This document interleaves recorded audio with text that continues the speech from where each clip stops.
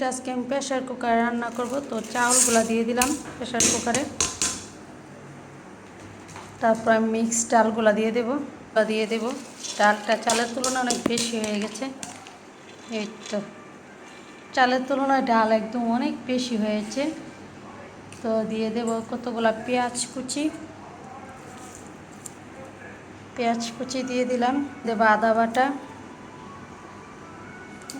দিয়ে দিলাম, রসুন বাটা তার একটু দিয়ে দিই, যে রসুন বাটা দিয়ে দিলাম, লবণ পরিমাণ মতো বেশ অনেকটাই দিয়ে দিলাম। ক্যামেরাটা অন করতে ভুলে গেছি।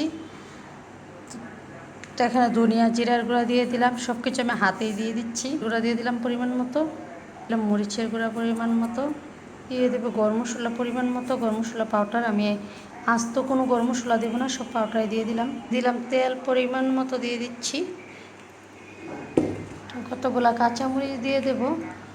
কাঁচামরিচগুলোকে আমি যেহেতু মশলা দিয়েছি হাতে, তাই হাতে একটু মশলাটা লেগে আছে। তো যে সবগুলো মাখাবো তার জন্য আমি আর হাতটা ধুইনি। তো সবগুলো একদম মাখিয়ে জাকিয়ে আমি সুন্দর করে বসিয়ে দেবো প্রেশার কুকারে মোটামুটি প্রায় অনেকটাই দিয়েছি। আল্লাহ যদি সুন্দরভাবে রান্নাটা করতে পারি আর কি। পানিটা যেন উপর থেকে মানে ডাল চালের পরিমাণটা একটু বেশি হয়ে গেছে মনে হচ্ছে প্রেশার কুকার অনুযায়ী। আর আমি ডালের পরিমাণটা একটু বেশি রাখার চেষ্টা করি, তাহলে খিচুড়িটা মজা হয়। তো এখানে তো আমি 4 ধরনের ডাল দিয়েছি। একদম কচলিয়ে ভালোভাবে চটকিয়ে মাখিয়ে এখন আমি পরিমাণ মতো পানি দিয়ে বসিয়ে দেবো। এটা দিয়ে দিচ্ছি। পানিটা একটু চাল থেকে আমি চার চামচ পরিমাণ একটু বেশি দেব, দিয়ে বসিয়ে দেবো আর কি। একটা পানি দিয়েছি, জানি না বলকে সে উপর দিয়ে উঠে যাবে কি না। তো বসিয়ে দিচ্ছি, বাকিটা আল্লাহ ভরসা। তো এটা সব কিছু দেওয়া হয়ে গেছে। এখন আমি ঢাকাটা দিয়ে 3টা সিটি দেবো।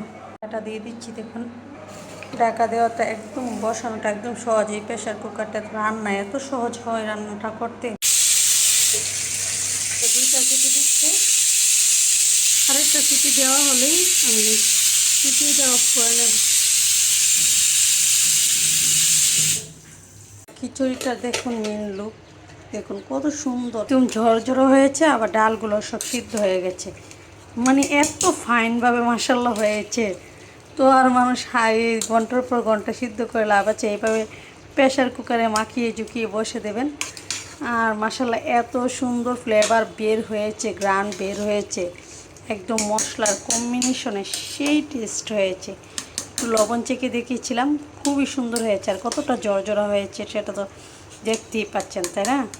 একদম জর্জরা ডালগুলো একদম সবগুলো সিদ্ধ হয়ে একদম সফট হয়ে গেছে। তো ভিডিওর মানে খিচুড়িটা দেখে আমার মনটা যেন ভরে গিয়েছে। তো সবাই ভালো থাকবেন, আল্লাহ হাফেজ।